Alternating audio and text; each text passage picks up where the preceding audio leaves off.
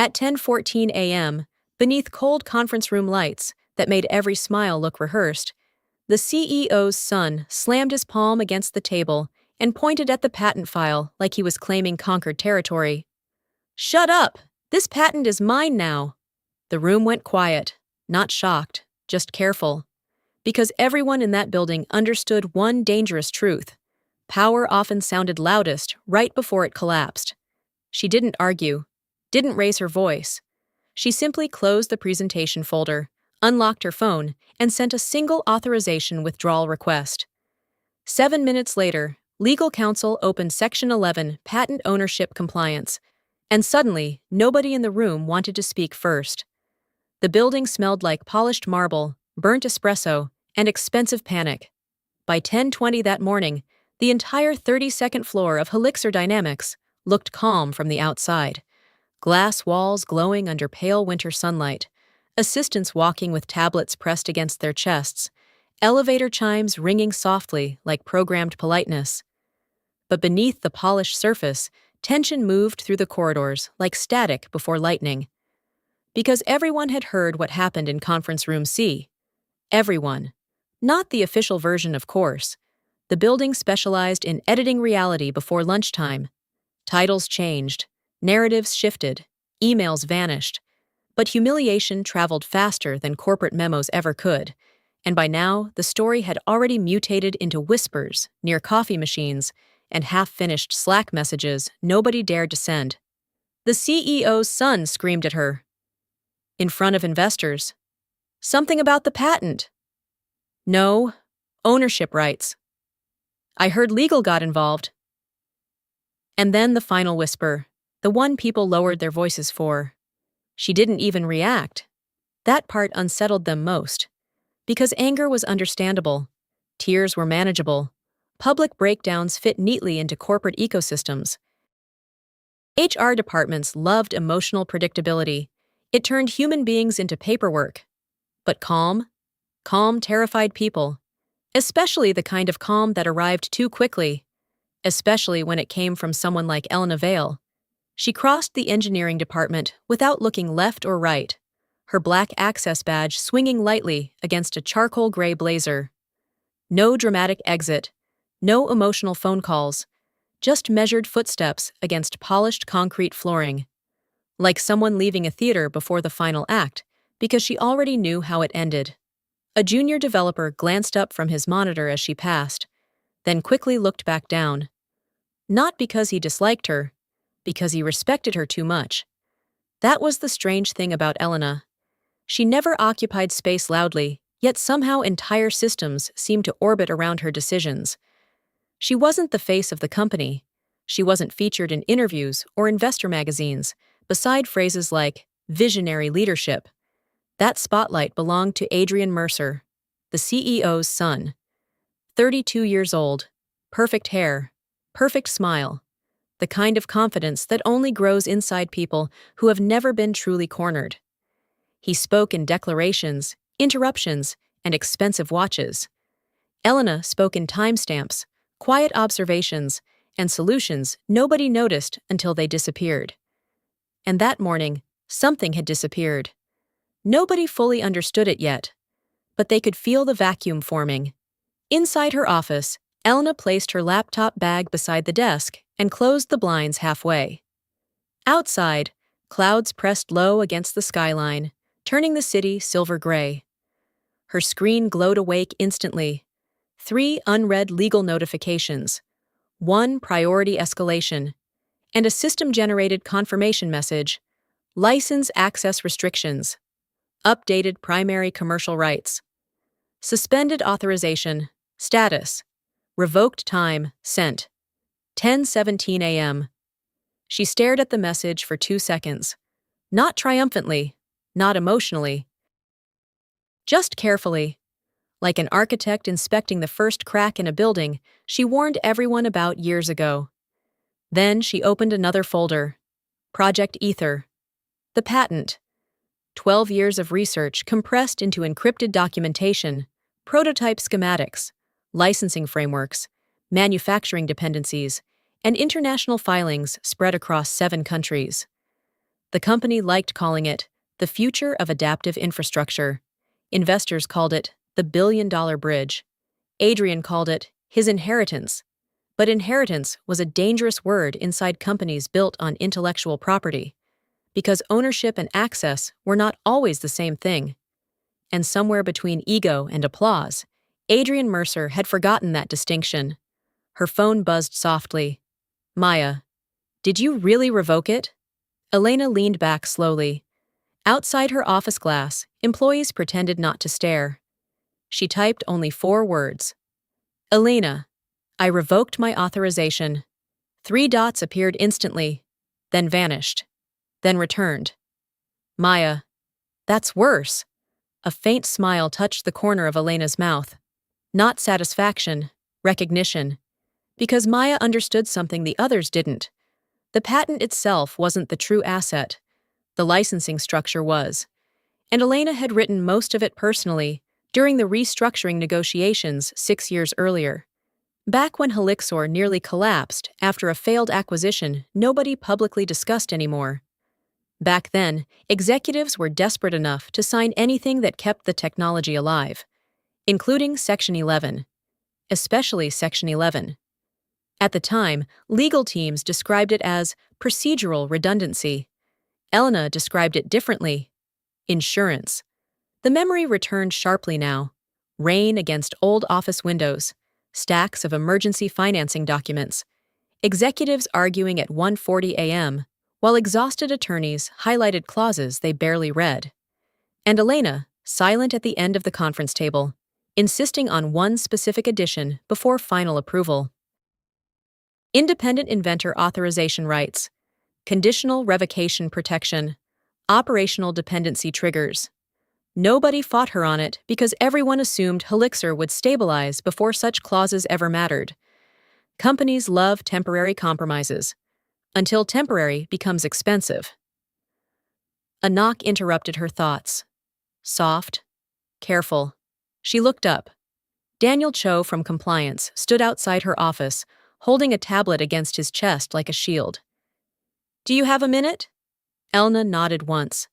Daniel entered quietly and shut the door behind him. Interesting. People only closed doors when they feared conversations might survive outside them. He adjusted his glasses, then lowered his voice. Legal is reviewing ownership structures right now. I assumed they would. You didn't warn anyone? Her expression didn't change. About what? Daniel exhaled through his nose slowly.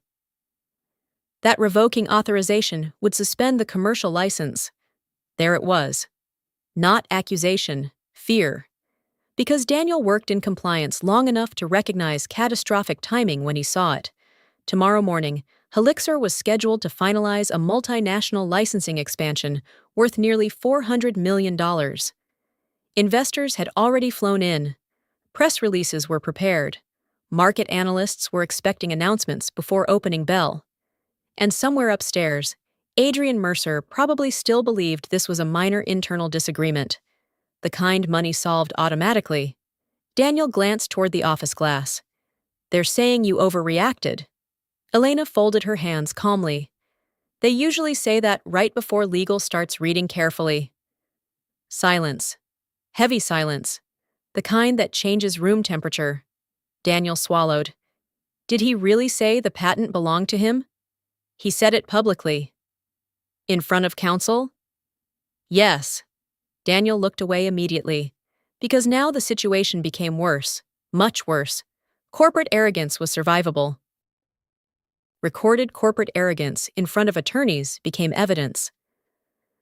A distant burst of laughter echoed somewhere beyond the hallway, strange and misplaced against the tension tightening across the floor. Elena opened another window on her monitor. Internal communications were already shifting tone. Urgent legal review, temporary delay of commercial filings. Executive meeting moved to 11 a.m., fast. Interesting.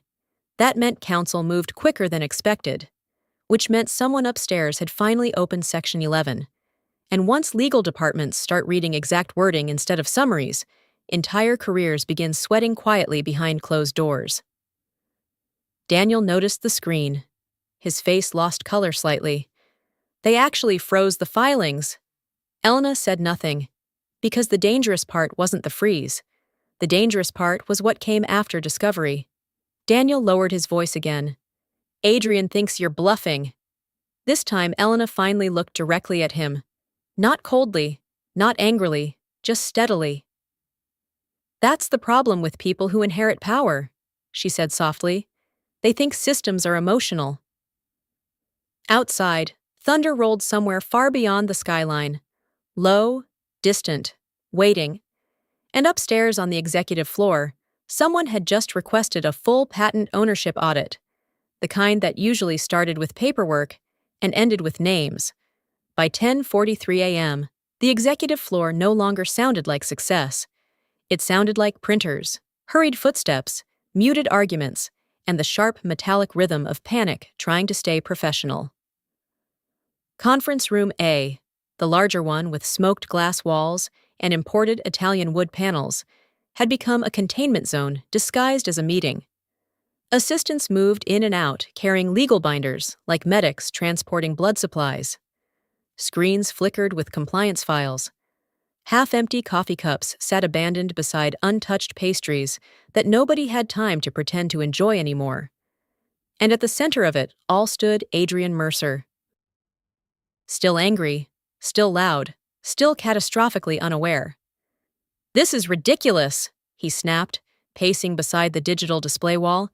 "She can't freeze a company license because of a personal tantrum." No one answered immediately.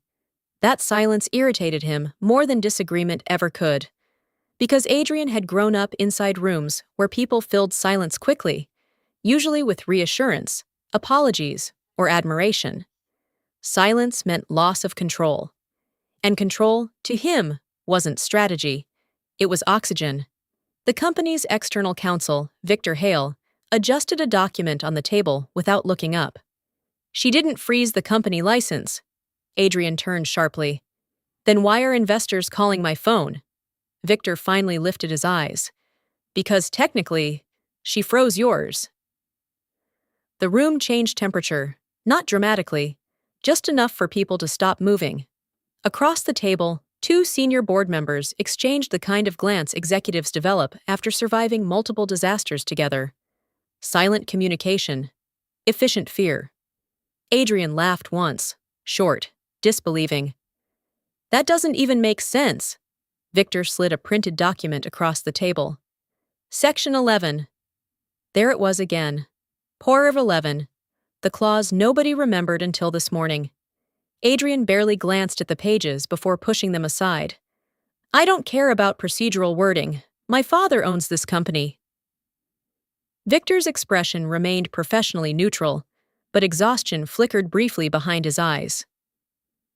"With respect," he replied carefully, "ownership of the company and authorization of intellectual property licensing are separate legal structures." Adrian rolled his eyes. God, he even did that expensively. Designer suit, gold cufflinks, perfect haircut, and the emotional maturity of a lit match near gasoline. "She works for us." Victor inhaled slowly through his nose, choosing patience the way surgeons choose precision. "No," he said. "She licensed to you." Silence. Real silence this time. One board member stopped typing entirely. Someone near the back quietly locked their phone screen. Because language mattered in rooms like this. Tiny wording differences determined who controlled billions. "Worked for us." "Licensed to you." A single sentence had just transformed Elena from employee to external rights holder. And everyone in the room understood the implications simultaneously. Adrian's face hardened. "She signed those agreements under corporate authority." Victor nodded once. "She also authored the framework." Another dangerous silence, the kind that spreads slowly across a table before anyone fully realizes they're trapped inside it. Outside the conference room glass, employees kept walking while pretending not to look inside. But tension leaked through architecture. People sensed it instinctively, the same way animals sense storms before thunder arrived. Adrian planted both hands against the table. So fix it. Victor didn't answer immediately, because experienced attorneys knew there were moments when honesty became professionally unpleasant. Finally, we're trying, not solving, not reversing, trying. That single word landed badly. Adrian straightened abruptly. Call her. We already did. And? Victor looked toward the far side of the room, where an assistant quietly avoided eye contact. She declined the first call. A board member muttered something under his breath. Another checked market futures on a tablet, down 3.8%. Interesting. News traveled faster than official announcements now. The market smelled instability before companies admitted it existed. Adrian grabbed his phone and began typing aggressively. I'll handle it myself. Victor's voice sharpened slightly for the first time. That may not be advisable. Adrian looked up. Oh, now I need permission to speak to my own employee. Victor held his stare calmly. Your wording continues to create legal complications. That one hit. Hard. Several people suddenly became very interested in their laptops, because Victor Hale rarely dropped professionalism publicly. If he was correcting language now, the situation was already worse than most people in the room understood. Adrian smiled coldly. Everyone's overreacting. No one responded. Again. And silence, once repeated often enough, starts becoming evidence. 3 floors below, Elna sat alone in her office, reviewing archived licensing drafts from 6 years earlier. Rain tapped softly against the windows now, blurring the skyline into gray watercolor streaks. Her desk looked almost unnaturally organized compared to the chaos spreading upstairs. 1 notebook, 1 glass of water, 1 open legal folder. That was all. Her phone vibrated again. Unknown internal extension. She watched it ring twice before answering. Elena Vale. A pause. Then Adrian's voice flooded the line instantly, hot with controlled fury. You think this is funny? Interesting opening strategy? Elena leaned back slightly. I don't remember laughing. You embarrassed me in front of investors. No, she replied calmly. You did that yourself. A dangerous silence followed. Somewhere in the background, she could hear muffled voices and movement. Executive floor chaos bleeding through the phone speaker. Adrian lowered his voice, attempting control again. Listen carefully. Whatever stunt you're trying to pull ends today. There it was. The assumption that this was emotional, temporary, a performance. People like Adrian always mistook structural consequences for emotional reactions because they'd spent their entire lives escaping consequences through influence. Elena opened Section 11 again on her monitor, not because she needed to read it, because she remembered every line already. You should have read the licensing structure before speaking publicly. Oh my God, Adrian snapped. Stop hiding behind paperwork. Elena's gaze shifted toward the rain sliding down the glass. Funny thing about paperwork. Entire empires collapsed under it every year. Quietly, without explosions. Just signatures, clauses, timestamps, and people realizing too late that confidence wasn't legally binding. You announced ownership, she said evenly. Council heard you. I am the owner. No, Elena replied softly. You're the beneficiary of a corporate agreement. The line went silent. Then, what's the difference? And there it was. The real problem. Not arrogance. Ignorance disguised as authority. Elena closed her eyes briefly, because suddenly she understood something unsettling. Adrian genuinely didn't know. Nobody had ever forced him to learn the machinery beneath the power he inherited. He operated elevators without understanding cables, signed documents without reading foundations, spoke like a king inside systems built by engineers, attorneys, and people he considered replaceable. Which meant this collapse wasn't impulsive. It was inevitable. You licensed adaptive deployment rights from me through Helixor, she explained calmly. The company retained operational access as long as inventor authorization remained active. And I revoked authorization.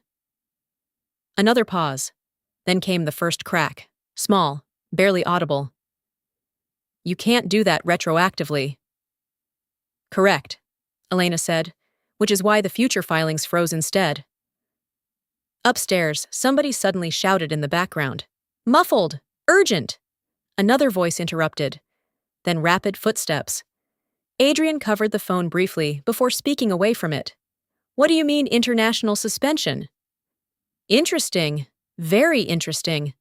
Elena said nothing, because now events were moving faster than expected. A new notification appeared on her monitor. International Council Review, initiated pending ownership, validation, commercial status, temporarily restricted, 7 minutes. Exactly 7. She almost admired the timing. Adrian returned to the call, breathing harder now. What did you do? Elena looked toward the storm-dark skyline beyond the glass. Nothing, she said quietly. I just stopped protecting people from the consequences of their own signatures. And for the first time since morning began, Adrian Mercer finally sounded afraid. Not publicly, not fully. Just enough for the illusion to crack around the edges. Which was worse, because once powerful people realize systems no longer obey them automatically, they start making mistakes very quickly. If you're enjoying this story, subscribe and stay until the end, because the next move Elena makes doesn't just shake the company, it forces everyone in that building to finally discover who actually controlled the patent all along. At 11:08 a.m., the rain finally broke against the city like shattered glass. Water streaked across the towering windows of Helixer Dynamics, while thunder rolled low above downtown, deep enough to vibrate faintly through the steel skeleton of the building. Employees pretended to work. Keyboards clicked too quickly. Conversations stopped whenever elevators opened. Nobody trusted the atmosphere anymore, because corporations survive on one invisible illusion above all else, that somebody, somewhere, is still in control. And by late morning, that illusion was bleeding out quietly across 32 floors of polished architecture. Inside Executive Conference Room A, legal counsel had abandoned optimism entirely. Victor Hale removed his glasses and pressed 2 fingers against the bridge of his nose, while another attorney projected international licensing dependencies onto the main screen. Red. Almost everything was red. Europe, pending review. Asia Pacific, authorization hold. Defense Infrastructure Partnership, delayed. Municipal expansion contracts, suspended. Every frozen line on the screen represented money, massive money. But worse than that, it represented confidence. And markets forgive financial losses much faster than they forgive instability.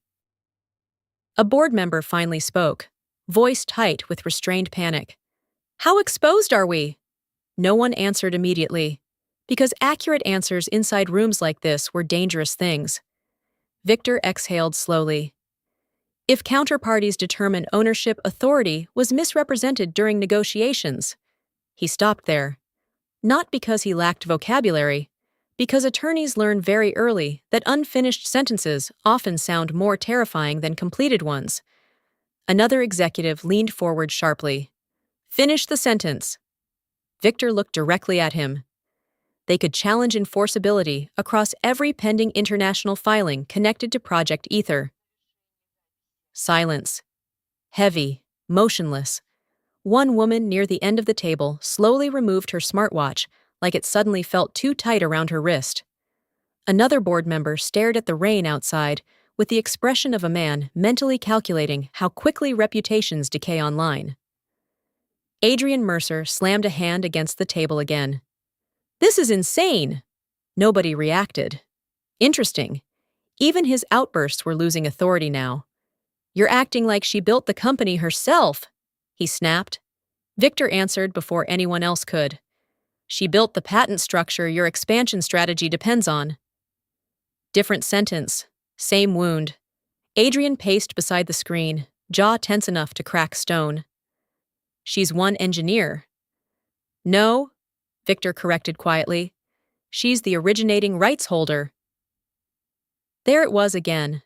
That language, precise, clinical, deadly. Because titles sound impressive until legal definitions arrive. And CEO's son suddenly becomes surprisingly fragile beside phrases like originating rights holder. Across the room, someone's phone vibrated violently against the conference table. A senior operations director checked the screen, then visibly paled. Victor noticed immediately. What happened? The director swallowed once. The Osaka delegation postponed signature review. Another silence, another fracture. Project Ether's Japanese expansion was supposed to finalize next week. 2 years of negotiations, infrastructure rollout contracts, government-linked partnerships, all balanced on licensing stability. And now, Foreign Counsel had started asking questions. Questions were dangerous. Questions created audits. Audits created timelines. Timelines created blame. Adrian ran a hand through his hair aggressively. This is temporary. Nobody confirmed that, because nobody in the room actually knew anymore. Downstairs, Elena sat in the engineering archive room, surrounded by old prototype cases and dim overhead lighting that hummed softly above rows of locked storage cabinets. The room smelled faintly of dust, circuitry, and cold metal. Nobody came here anymore, which was exactly why she preferred it. Her laptop displayed 23 years of patent documentation history, original drafts, amendments, emergency restructuring agreements from the near-bankruptcy years. Licensing dependencies layered like invisible architecture beneath the company everyone thought they understood. Most corporations looked stable from the outside, but stability is usually just accumulated improvisation hidden beneath branding. Helixer was no exception. Her phone buzzed. Maya. They're panicking upstairs. Elena typed back without emotion. Elena. They're reading. 3 dots appeared immediately. Maya. Same thing today.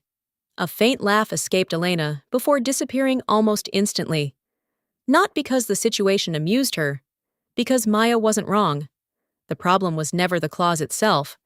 The problem was that nobody important bothered understanding it while things were profitable.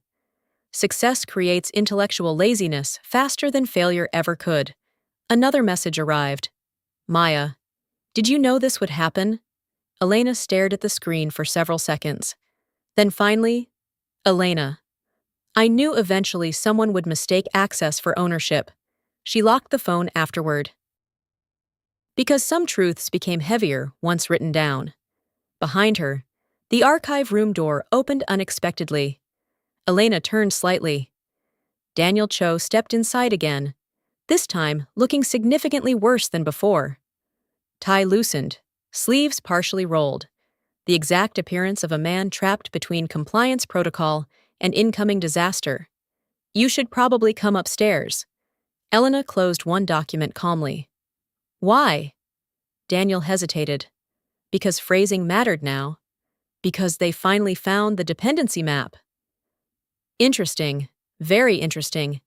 That meant legal had reached the secondary licensing layers, the part nobody ever read voluntarily. Daniel lowered his voice instinctively. They didn't realize how much operational infrastructure was tied to your authorization chain. Elena stood slowly. The chair wheels rolled softly against concrete flooring. How much did they think? Daniel gave a humorless smile. They thought Section 11 was symbolic. Of course they did.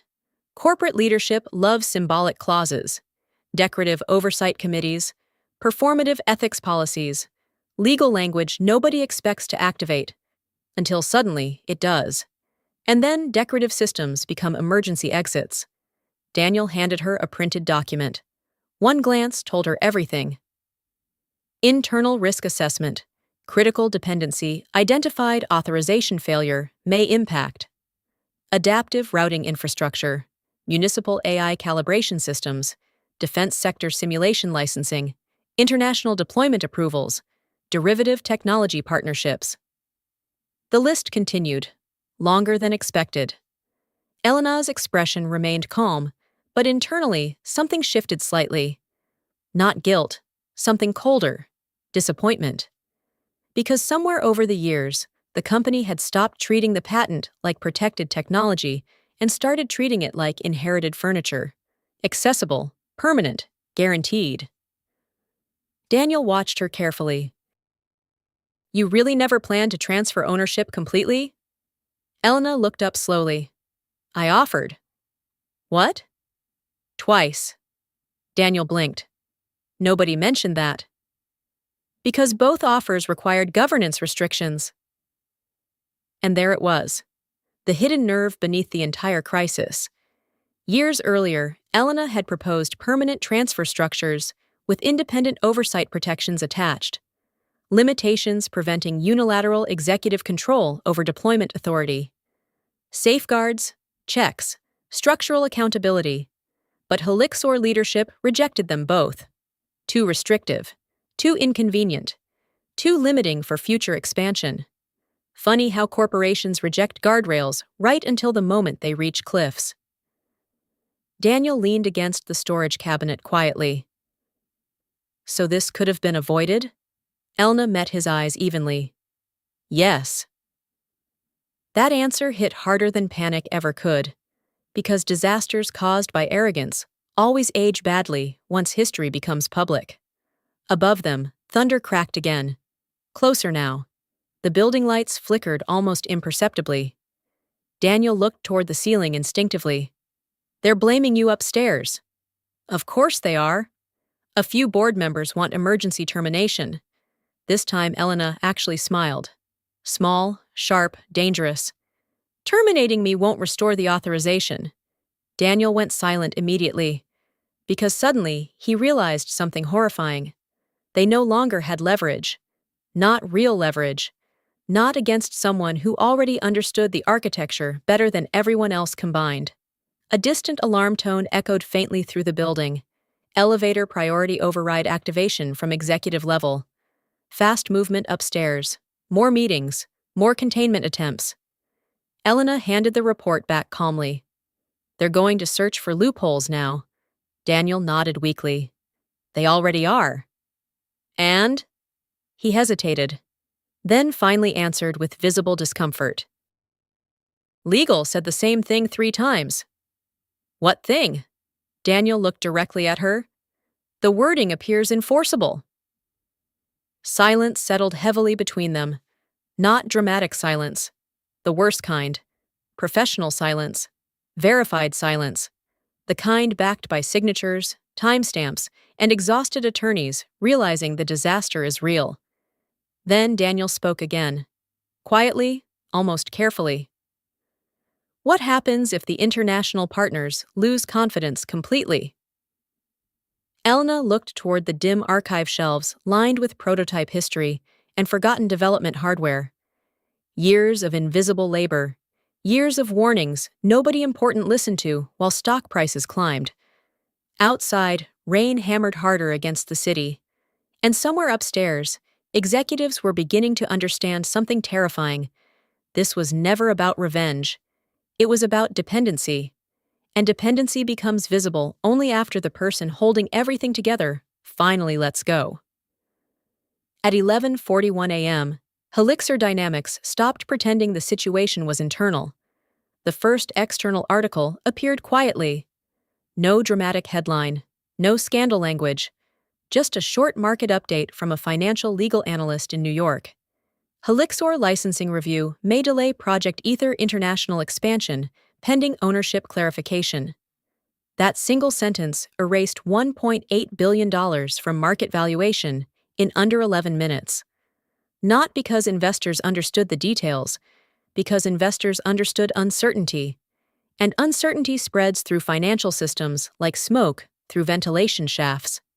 Fast, invisible, impossible to fully contain once released. On the trading floor monitors upstairs, Helixor stock numbers flickered red. Again. Again. Again. A communications assistant whispered something urgently near the executive conference doors before hurrying away almost immediately, heels striking marble like a countdown clock. Inside the room, nobody was sitting anymore. People only stand during meetings when instincts start overriding professionalism. Victor Hale stood beside the projection wall, reviewing incoming international correspondence, while two legal associates typed continuously beside him. One board member was already calling crisis PR firms. Another was trying to reach Tokyo. Another was attempting damage control with investors, who suddenly sounded far less patient than they had at breakfast. And Adrian Mercer. Adrian still refused to understand the shape of the fire. "She's bluffing," he insisted again, voice strained now from hours of anger. "This entire thing collapses the second we challenge it in court." Victor didn't even look up this time. Court challenges take time. "So?" Victor finally turned toward him fully. "The market is collapsing now." That landed harder than legal terminology ever could. Because Adrian cared about perception, about headlines, about appearing powerful, and nothing destroys perceived power faster than visible loss of control. Another notification appeared on the screen. Municipal Partnership Review requested, then another. Secondary investor call rescheduled. Then another. Emergency board vote discussion initiated. The room felt smaller with every alert. One executive loosened his collar. Another quietly removed his glasses and stared at the table like he was searching for an alternate timeline hidden inside the wood grain. Finally, Eleanor Shaw, the oldest board member in the company and one of the few people still capable of sounding calm under pressure, spoke for the first time in nearly 20 minutes. "Bring Elena here." Nobody objected. Interesting. 3 hours ago, they would have framed it differently. Not "bring Elena," bring the engineer, bring the employee, bring legal support. But language evolves rapidly during crises, especially once people start identifying where actual authority lives. Victor glanced toward Adrian carefully. "That may be difficult." "Why?" "She already declined direct executive contact twice." Another silence. Adrian looked personally offended by the concept. Eleanor folded her hands slowly. "Then ask respectfully." The room went still, because that sentence carried more weight than volume ever could. Adrian gave a sharp laugh. "You can't be serious." Eleanor turned toward him with frightening calm. "I am extremely serious." For the first time all morning, Adrian looked momentarily younger. Not physically, structurally. Like someone discovering inheritance and competence were not interchangeable after all. Eleanor continued. "You made a public declaration of ownership without understanding the framework beneath it. Now International Council is reviewing enforceability clauses while our market valuation hemorrhages in real time." Every word landed cleanly. No theatrics, just surgical precision. "You do not need to win this conversation," she added quietly. "You need to stop damaging the company." The room remained silent afterward, because nobody wanted to be the first person to acknowledge she was right. Especially not Adrian. Across the building, Elena stood near the engineering floor windows, watching rainwater race downward across the glass in uneven streams. The city beyond looked blurred and distant, swallowed by gray weather and reflected lights.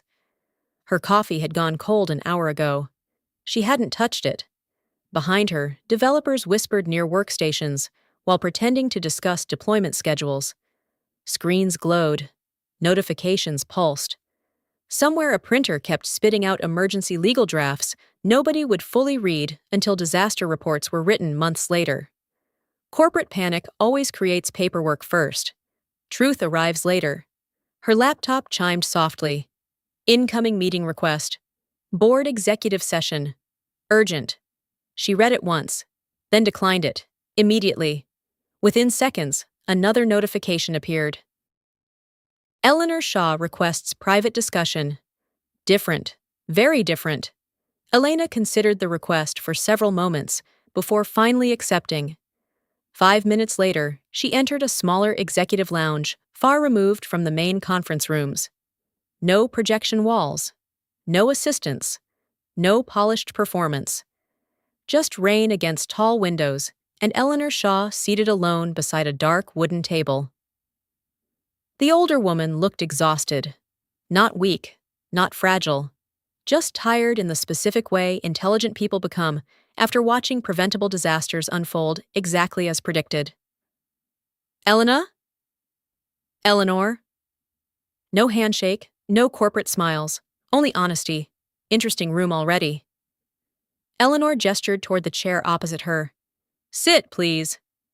Elena did. For a moment, neither woman spoke. Thunder rolled faintly outside. Finally, Eleanor exhaled slowly. He humiliated you publicly. Not a question, a fact. Elena answered evenly. Yes. And then claimed ownership of your work. Yes. Eleanor closed her eyes briefly. I warned Richard this would happen one day. Richard Mercer, the founder, Adrian's father. Interesting, very interesting. Elena remained silent. Eleanor looked toward the rain-covered skyline. Richard built this company from obsession. Adrian inherited it like architecture already finished. That sentence carried history inside it. Old frustration, old disappointment, maybe even regret. Eleanor turned back toward Elena carefully. Did you intend for things to escalate this far? Elena thought about the question honestly, because honesty mattered here. No, she admitted, but I intended the clause to function exactly as written. Eleanor nodded once. No outrage, no disbelief, only recognition, because experienced executives understand something younger ones often don't. Systems reveal their true design only under stress, and Section 11 was revealing itself perfectly. Legal says your authorization chain is enforceable internationally. It is. They also say undoing the suspension quickly may not be possible. Elena didn't respond, because impossible and expensive often sound identical inside legal departments. Eleanor studied her quietly for several seconds, then asked the real question. What do you want? Not money, not revenge, not PR containment. What do you want? A rare question inside corporate structures. Elena looked toward the storm outside before answering softly. I want people to stop confusing proximity to power with ownership. The room went silent again, but not hostile silence, the heavier kind, truth settling into place. Eleanor gave the faintest smile. You know what frightens them most upstairs? Elena said nothing. They're beginning to realize the company depended on someone they never considered important enough. That one lingered, because it was true, painfully true. Helixer celebrated visibility, titles, presentations, leadership branding. Meanwhile, the actual structural foundations sat quietly in engineering offices, writing safeguards nobody appreciated until alarms started ringing. Eleanor reached into a folder beside her and slid a document slowly across the table. Emergency Board Resolution Draft. Elena read only the first lines before understanding. Temporary Executive Authority Limitations. Independent Oversight Review. Governance Restructuring. Her eyes lifted slowly. Eleanor met her gaze directly. They're finally willing to sign the protections you proposed 6 years ago. Outside, lightning flashed across the skyline, illuminating the rain in silver fractures against the glass. And somewhere upstairs, Adrian Mercer was still trying to save face, while the board quietly started trying to save the company. By 12:26 p.m., the storm above the city had turned the skyline into blurred steel and fractured light. Inside Helixer Dynamics, silence had become more dangerous than shouting. The shouting happened earlier, during denial, arrogance, and panic. But silence arrived later, after legal confirmations, collapsing stock charts, and the horrifying realization that the wrong person had been underestimated for years. Now the building moved differently, more carefully. Assistants stopped making casual conversation in elevators. Executives walked faster but spoke softer. Employees refreshed financial dashboards while pretending not to. Even the air conditioning seemed quieter, like the building itself was listening.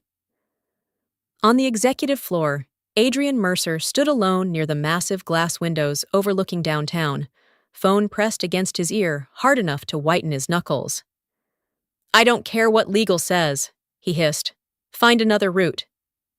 A pause. Then louder. "No, I'm not accepting operational suspension over one clause." Another pause. Longer this time. His expression shifted slightly. Not toward understanding, toward fear. Because the person on the other end wasn't arguing anymore. They were explaining consequences.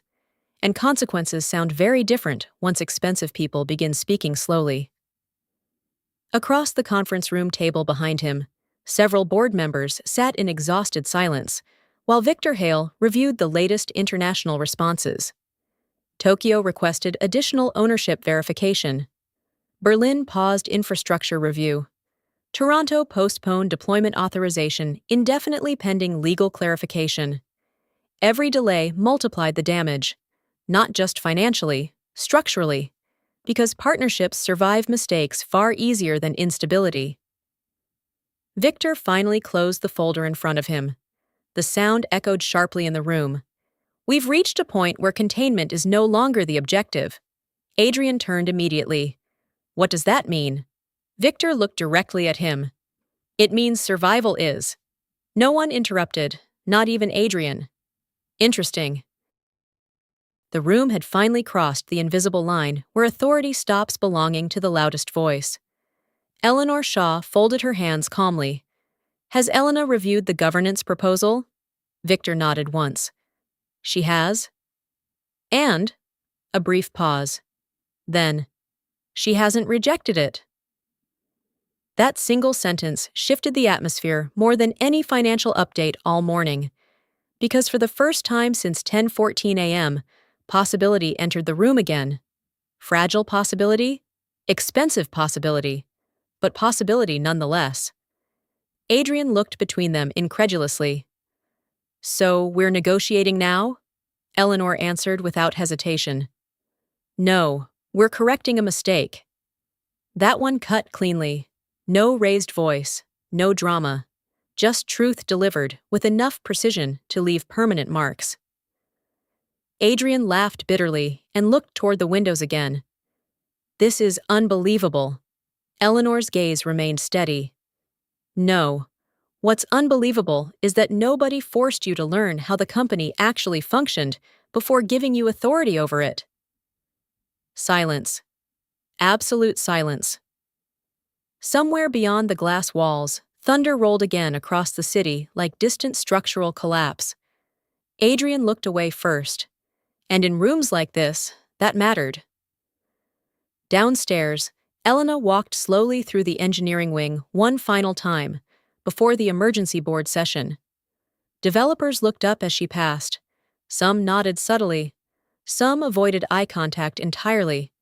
Not because they blamed her, because people become uncomfortable when invisible systems suddenly become visible. It forces them to reconsider years of assumptions all at once. At Workstation 18B, a junior systems architect stood abruptly as she approached. "Elena?" She paused. The young man hesitated before speaking. "I just wanted to say, most of us knew." "Knew what?" "That you were the reason things worked." Interesting answer. Not flattering, not emotional, just honest. The dangerous thing about competent people is that their importance often becomes measurable only after they stop compensating for everyone else's weaknesses. Elena gave the faintest nod before continuing toward the elevators. Behind her, the engineering floor remained unusually quiet. No music, no joking. Only monitors glowing softly beneath cold office lighting while rain battered the windows beyond. The elevator doors opened with a muted chime. Executive floor. As the doors closed behind her, Elena caught her reflection briefly in the mirrored steel interior. Calm expression, tired eyes, no triumph. That surprised even her slightly, because revenge usually imagines itself louder than this. But this wasn't revenge. It was structural failure finally becoming visible. The elevator opened directly into controlled tension. Legal teams lined the hallway, holding folders against their chests. Assistants moved quickly between rooms, whispering updates. Someone near the far conference wall stopped speaking the moment Elena appeared.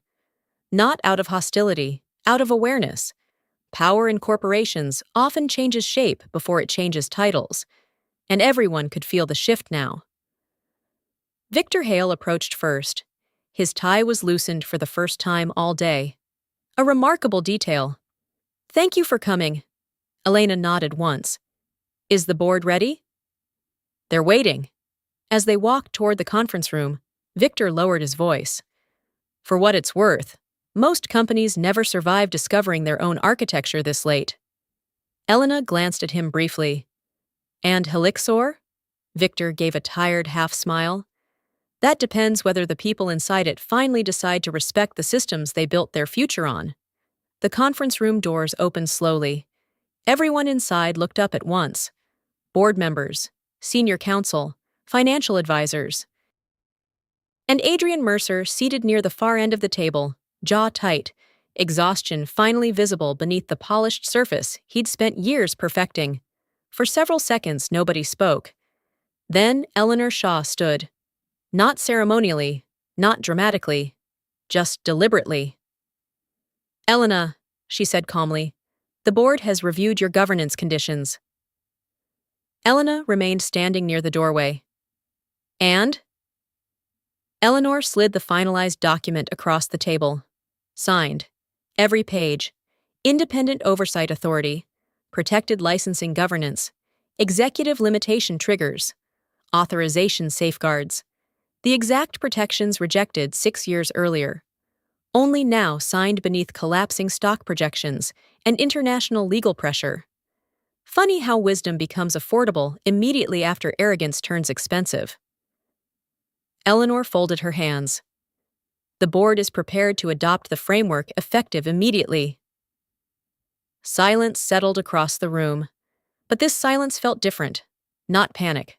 Resolution. Adrian suddenly spoke, voice rougher now. "So that's it?" Nobody answered immediately. He looked directly at Elena. "You win?"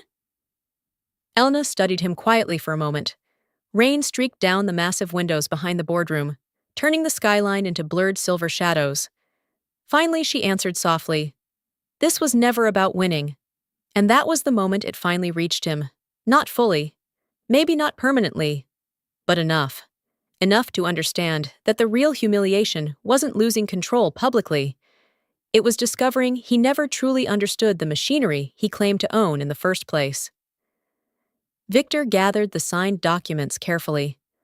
Outside the conference room, emergency notifications finally began slowing. Stock decline stabilized.